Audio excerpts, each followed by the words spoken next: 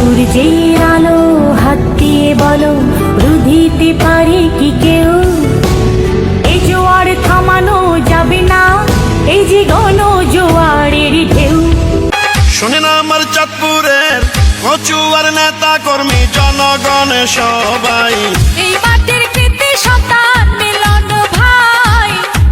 ভাইকে আমরা এমপি দেখতে চাই। চাঁদপুর এক আসনে জাতীয় নির্বাচনে আবার এমপি যাকে চাই, সে তো মোদের যোগ্য নেতা মিলন ভাই, ইনশাআল্লাহ ধানের শীষে জিতবে আমার মিলন ভাই।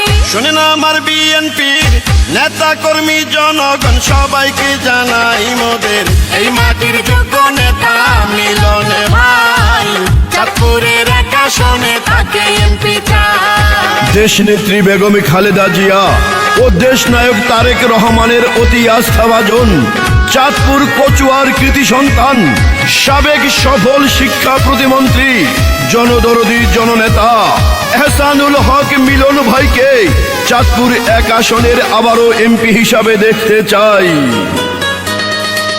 যত আছেন ভাই মুরব্বি ছোট বড় সবাই, মিলন ভাইয়ের পক্ষ থেকে সালাম জানাই। বড় মনের মানুষ তিনি, মিষ্টি তার ব্যবহার, করেনি সে কারো ক্ষতি, করেন উপকার, করেন সবার উপকার। কচুয়ার সবাই বলে মিলন ভাই এমপি হলে কোনো চিন্তা নাই, তাই তো চলো চলো সবাই মিলে সমর্থন জানাই, বিএনপির প্রার্থী আমরা মিলন ভাইকে চাই।